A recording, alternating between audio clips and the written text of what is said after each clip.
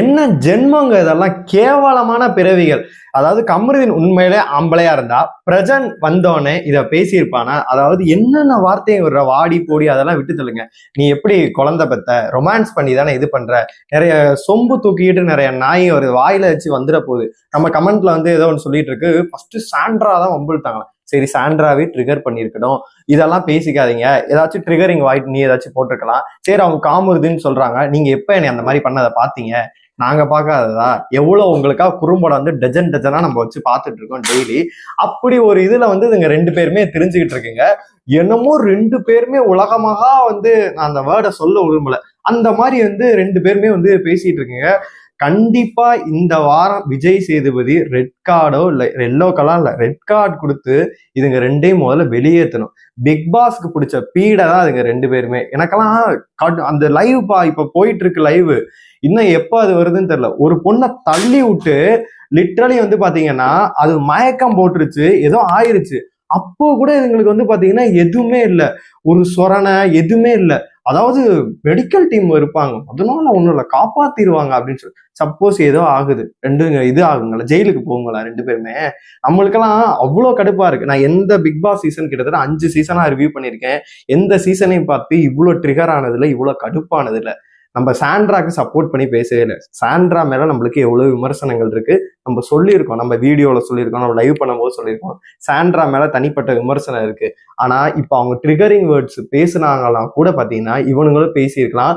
ஆனா ஒரு கட்டத்துல சாண்ட்ரா பாத்தீங்கன்னா வாயை திறக்கல, அப்படியே அமைதி ஆயிட்டாங்க. அவங்க வீட்டுக்காரர் எடுத்து நீ எப்படி குழந்தை பெத்த அப்படின்ற மாதிரி கேவலமான வேர்ட்ஸுகளை பாத்தீங்கன்னா கமருதீன் விட்டுற ஒரு படி மேல போயிட்டு நம்மள எப்படி சொல்லிடலாம், இவளை அடிச்சு முதல்ல கீழே தள்ளணும் அப்படின்னு சொல்லிட்டு ஒரு விஷயத்த பாத்தீங்கன்னா பார்வதி பண்ணி லிட்டரலி அப்படி புடிச்சு அப்படி தள்ளி விட்டு இது பண்றாங்க. அவங்களுக்கு பிக்ஸ் வந்துருச்சு. நேற்று நைட்டு வீடியோல 1 மணிக்கே நான் சொன்னேன் அவங்களுக்கு, சாண்ட்ராக்கு இந்த மாதிரி பிக்ஸ் வந்துருச்சு, மருத்துவமனைக்கு தூக்கிட்டு போயிடுன்னு சொல்லி. பிக் பாஸ் டீமே இறங்கிட்டாங்க. பிக் பாஸ் டீமே இறங்கி தூக்கிட்டு போயிட்டு இருக்காங்க.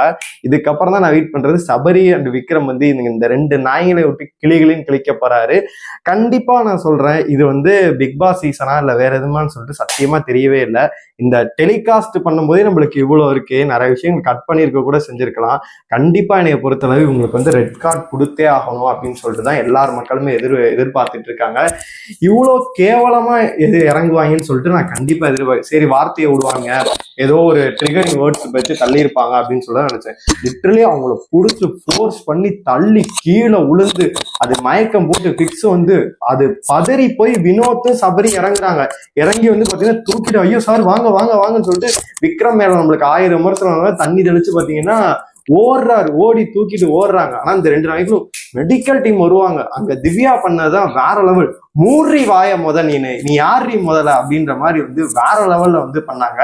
இதுக்கு விஜய் தேவி சத்தியமா சொம்பு மட்டும் தூக்குனாருன்னு வச்சுக்க, அவளைதான் முடிஞ்சு போச்சு.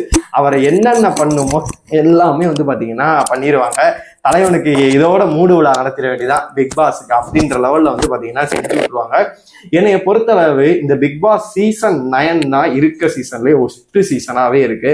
டிஆர்பி இல்ல, கருமல்ல, அதெல்லாம் விட்டு தள்ளுங்க. எங்க இருந்து அதுங்களை எல்லாம் பிடிச்சிங்க? அதுவும் நீ எல்லாம் ஒரு பொண்ணு தானேமா, நீ உங்களுக்கு ஆம்பளைட் இந்த மாதிரி வீரன் கேட்டு, அதுவும் நீ ஒரு பெண் தானேன்னு வீரன், நீ ஆம்பளைட்டை காமிச்சிருவியா, பிரசன்ட்டை காமிச்சிருவியா நீன்னு? இதெல்லாம் கரெக்டா இவன் பேசின வேர்ட்ஸ் எல்லாம் கரெக்டா எப்போதும் இந்த பேப்பர் எடுத்துட்டு எழுதிட்டு கேட்பார்ல ஒருத்தர், இந்த மாதிரி கேட்டு ஏதாச்சும் இவங்களுக்கு முடிவு பண்ணு. எதுவுமே பண்ணாத பிரதீப்க்கு ரெட் கார்டு கொடுத்தீங்க.